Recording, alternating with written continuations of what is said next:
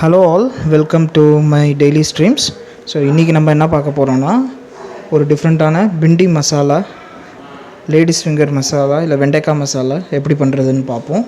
First கடாய் எடுத்துட்டுருக்கேன். அதில் கொஞ்சம் எண்ணெய் ஊற்றிருக்கேன். ஸோ எண்ணெய் கொஞ்சம் சூடாகட்டும். அதுக்கு இதில் இப்போ என்ன பண்ண போகிறோன்னா, ஃபஸ்ட்டு வெண்டைக்காயை வச்சு ஃப்ரை பண்ணி அதில் கொஞ்சம் காரம், கொஞ்சம் உப்பு எல்லாம் போட்டு ஃப்ரை பண்ண போகிறோம்.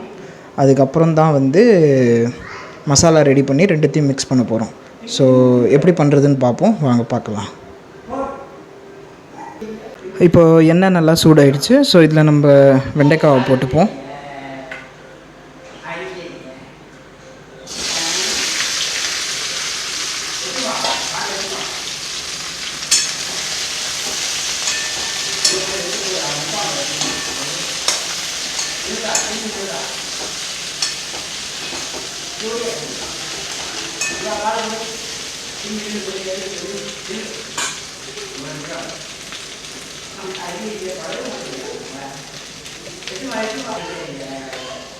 ஸோ வெண்டைக்காய் நம்ம கொஞ்சம் ஃப்ரை பண்ணுற அளவுக்கு வச்சுப்போம். ஸோ கொஞ்சம் ஃப்ரை ஆனதுக்கப்புறம் இதில் நம்ம கொஞ்சம் மஞ்சப்பொடி, கொஞ்சம் காரப்பொடி, கொஞ்சம் கரம் மசாலா போட்டு, ரெட் சில்லி பவுடர் போட்டு ஃப்ரை பண்ணி கொஞ்சம் செப்பரேட்டாக வச்சுட்டு அதுக்கப்புறம் இதுக்கு தேவையான மசாலாவை பண்ணுவோம், பார்ப்போம்.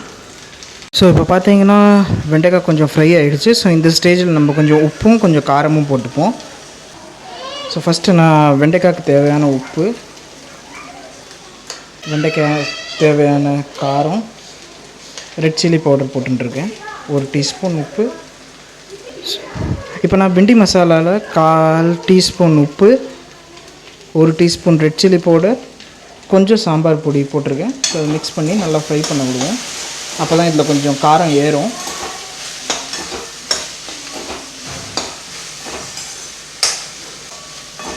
ஸோ இது கொஞ்சம் நேரம் ஃப்ரை ஆகட்டும். ஃப்ரை ஆனதுக்கப்புறம் இதை ஒரு பாத்திரத்தில் ஷிஃப்ட் பண்ணிவிட்டு நம்ம வெங்காயம் தக்காளிலாம் போட்டு மசாலா பண்ணலாம்.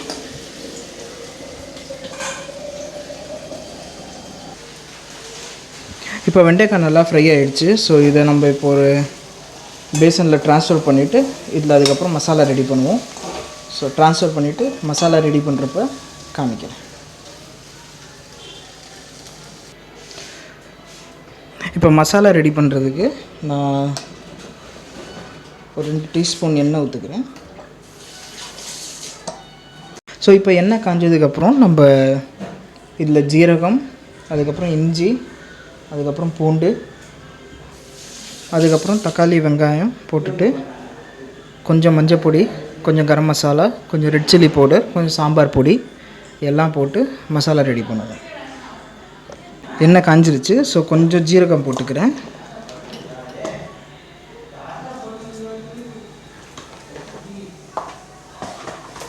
ஸோ ஜீரகம் போட்டதுக்கப்புறம் கொஞ்சம் இஞ்சி, கையோட 2 பல்லு பூண்டு, பெரிய பல்லு 2 பூண்டு,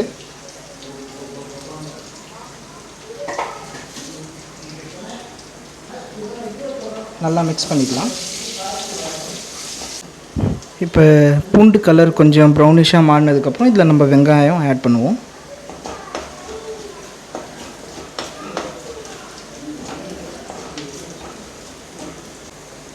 இப்போ பார்த்தீங்கன்னா பூண்டு கலர் சேஞ்ச் ஆகிடுச்சு. ஸோ இதில் நம்ம வெங்காயம் ஆட் பண்ணிப்போம். நான் 2 பெரிய சைஸ் வெங்காயம் போட போகிறேன்.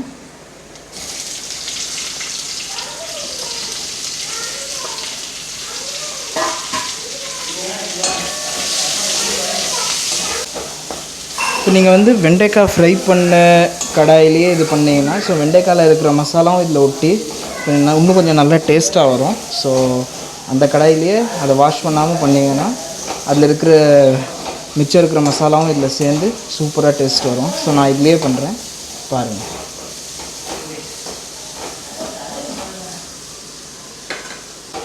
ஸோ இப்போ பார்த்தீங்கன்னா வெங்காயம் நல்லா ஃப்ரை ஆகிடுச்சு, கோல்டன் ப்ரௌன் கலரில் ஆகிடுச்சு. ஸோ இந்த ஸ்டேஜில் நம்ம தக்காளி ஆட் பண்ணிப்போம்.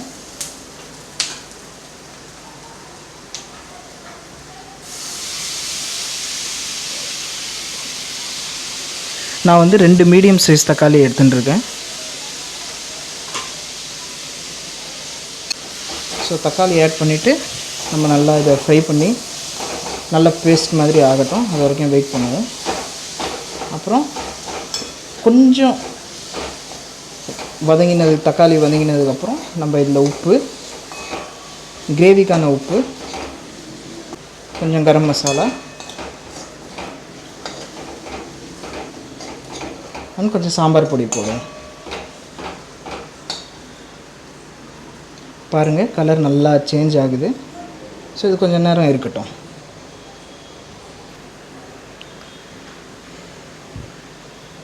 ஸோ நம்ம இந்த ஸ்டேஜில் ஃபஸ்ட்டு கொஞ்சம் மஞ்சள் பொடி ஆட் பண்ணிப்போம்.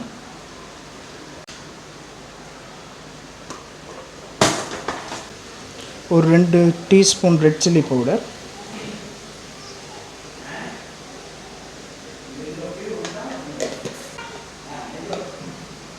ஒரு டீஸ்பூன் சாம்பார் பொடி, அப்புறம் 2 டீஸ்பூன் கரம் மசாலா பொடி.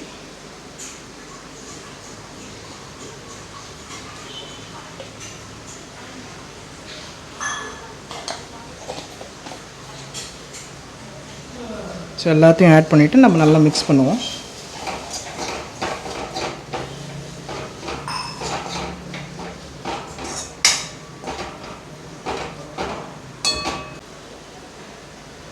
அப்புறம் நம்ம இதுக்கு தேவையான உப்பை ஆட் பண்ணிப்போம். வெண்டைக்காய் ஃப்ரை பண்ணுறப்ப நான் வெண்டைக்காய்க்கு உப்பு ஆட் பண்ணிடுறேன். ஸோ இதுக்கு நான் இப்போ ஒரு 1/2 டீஸ்பூன் உப்பு ஆட் பண்ணிக்கிறேன்.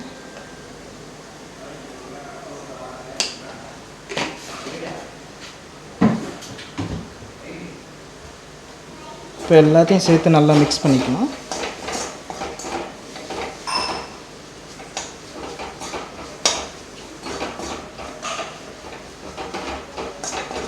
பாருங்கள் மசாலா இவ்வளோ ரிச் கலராக வருது.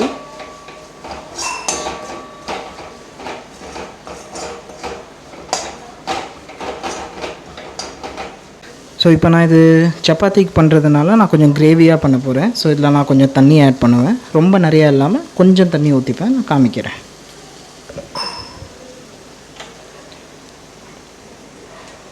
ஸோ இது நல்லா பேஸ்ட் மாதிரி ஆகிடுச்சு. ஸோ இப்போ நான் இதில் கொஞ்சம் 100 மில்லி தண்ணி ஊற்றிக்கிறேன்.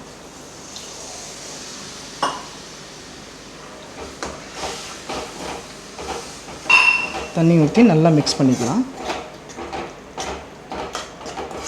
இப்போ இந்த கிரேவி ஒரு கொதி வர வரைக்கும் நம்ம வச்சுப்போம்.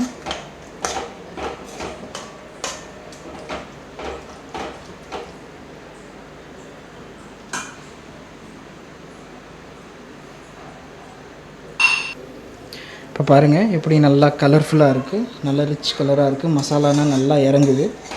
இன்னும் கொஞ்சம் நேரம் இது கொதிக்கிற வரைக்கும் இதில் இருந்துட்டு நம்ம வெண்டைக்காய் இதில் ஆட் பண்ணி மிக்ஸ் பண்ணுவோம்.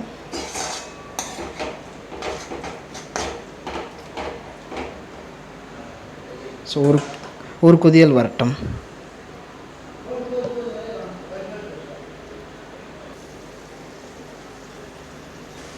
ஸோ இப்போ பாருங்கள் எப்படி நல்லா கொதிக்குது. ஸோ இந்த ஸ்டேஜில் நம்ம வெண்டைக்காவை ஆட் பண்ணிப்போம்.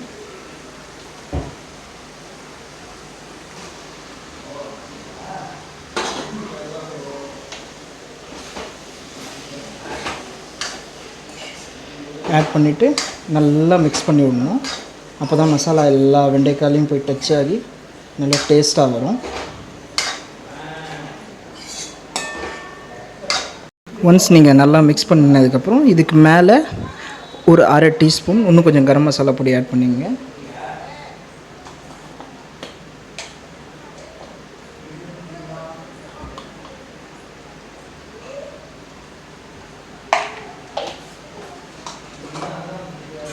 ஆட் பண்ணிவிட்டு நல்லா மிக்ஸ் பண்ணி விடுங்க.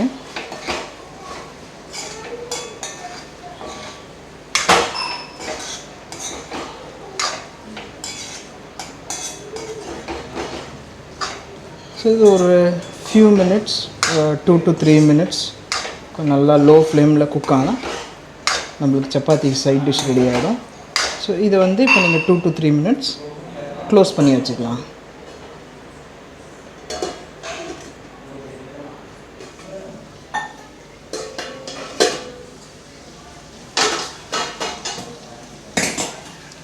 இப்போ பாருங்கள் எப்படி நல்லா ஃப்ரை ஆகிடுச்சு. எல்லா மசாலாவும் நல்லா மிக்ஸ் ஆகிடுச்சு. ஸோ இந்த ஸ்டேஜில் நம்ம இப்போ ஸ்டவ்வை ஆஃப் பண்ணிக்கலாம். ஸோ ஸோ நம்ம பிண்டி மசாலா ரெடி. ஸோ இதை நீங்கள் வந்து இன்னும் கொஞ்சம் கிரேவியாக பண்ணால் ரைஸுக்கு கூட தொட்டுன்னு சாப்பிட்லாம், இல்லைனா சப்பாத்தி பூரி எதுக்கு இருந்தாலும் தொட்டுன்னு சாப்பிட்லாம். இது ஒரு நல்ல ரெசிபி, ட்ரை பண்ணி பார்த்துட்டு சொல்லுங்கள் எப்படி இருக்குன்னு. ஸோ சேனலுக்கு சப்போர்ட் பண்ணுங்கள், லைக் பண்ணுங்கள், ஷேர் பண்ணுங்கள், சப்ஸ்கிரைப் பண்ணுங்கள். தேங்க்யூ.